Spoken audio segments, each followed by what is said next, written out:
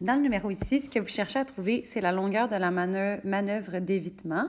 Donc, c'est la longueur de l'arc de cercle rouge qui est ici et de l'autre arc de cercle rouge qui est ici. Les deux arcs de cercle ont la même longueur parce qu'ils sont définis par le même angle au centre. Puis la mesure du rayon est la même dans les deux, donc elle est de 4 mètres. Fait que ce qu'on va faire, c'est trouver la mesure d'un arc de cercle, puis la multiplier par 2 par la suite. Ce qu'il faut comprendre, en fait, c'est que la mesure de l'arc qui est ici, elle est proportionnelle à la mesure de l'angle au centre. Ce que je veux dire par là, ça veut dire que si l'angle au centre qui est ici, c'est 10 fois plus petit que 360 degrés au complet, mais ça veut dire que la mesure de l'arc qui est ici, bien, elle va être 10 fois plus petite que la circonférence. Donc, ce qu'il faut trouver en premier, c'est notre angle au centre. Il est combien de fois plus petit que le 360 degrés?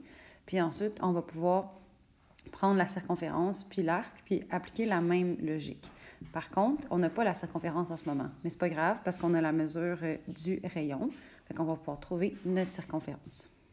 Donc, pour trouver la circonférence, on va partir avec la formule dans laquelle il y a le rayon, puis on va remplacer le rayon par 4. Après ça, on va multiplier le 2 et le 4 ensemble. Ça veut dire que notre circonférence, elle est de 8 pi. Et la réponse, elle est en mètres. Moi, je vais garder cette réponse-là parce que je trouve que c'est la réponse la plus précise. Mais si vous voulez, vous auriez le droit de ne pas répondre en fonction de pi, puis de répondre avec la réponse arrondie.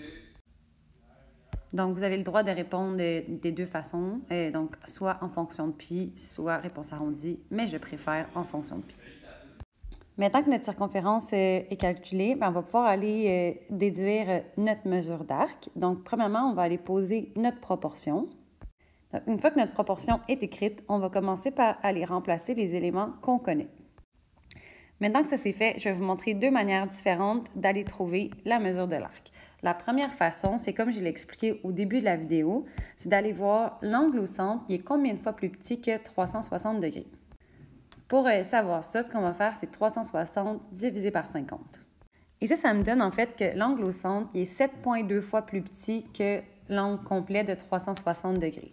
Puisque c'est une situation qui est proportionnelle, ça veut dire que de l'autre côté aussi, ça va être divisé par 7,2.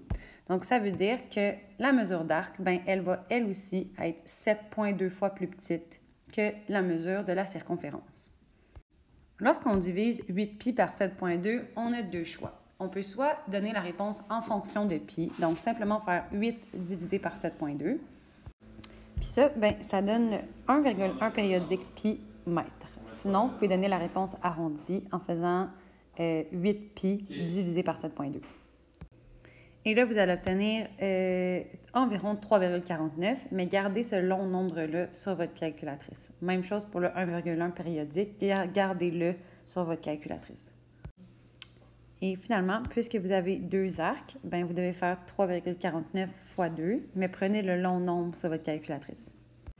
Et ça vous donne 6,98 mètres.